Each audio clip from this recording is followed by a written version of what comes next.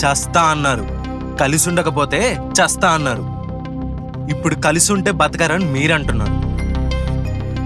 అవును, వాళ్ళు కలిసి ఉంటే బతకలేరు. మనుషుల్ని కలిపితేనే కదా కలిసి ఉంటారో లేదో తెలిసేది. అంటే అంటే మేము కలిపాం, జస్ట్ కలిపాం అంతే. వాళ్ళిద్దరు కలిసి ఉండాలని మీరు అనుకుంటే, మీరు కోరుకుంటే, మీరు తలుచుకుంటే, మీరు ముందుకొచ్చి నుంచుంటే వాళ్ళు కలుస్తారు.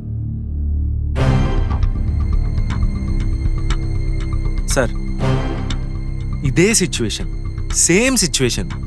మీ కూతురిది లవ్ మ్యారేజ్ కాదు, అరేంజ్ మ్యారేజ్. ఏంటి, మీరు చూసిన సంబంధమే చేసుకుంది.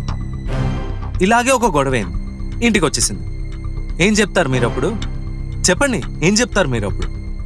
అబద్ధాలతో కథలవుతూ నేను చెప్తా. అప్పుడు మీరేం మాట్లాడతారో నేను చెప్తా.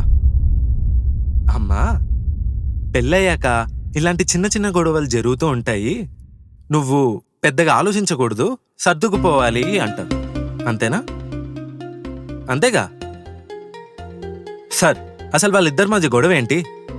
ఆ అబ్బాయి టైం ఇవ్వలేకపోతున్నాడు, అంతేగా సార్? మీకు తెలీదా, ఒక అబ్బాయికి పెళ్ళి అయితే మగాడవుతాడు. మగాడవుతే వాడికి చాలా రెస్పాన్సిబిలిటీస్ ఉంటాయి. వాటి కోసం ఎవరినైతే ఇష్టపడ్డాడో వాళ్ళు బాగుండాలని వాళ్ళ కోసం కష్టపడుతూ వాళ్ళని దూరంగా పెడతాడు. పెళ్ళయ్యాక ప్రతి ఒక్కరు ఫేస్ చేయాల్సిన సిచ్యువేషనే ఇది. మీరు ఫేస్ చేసి ఉండరా?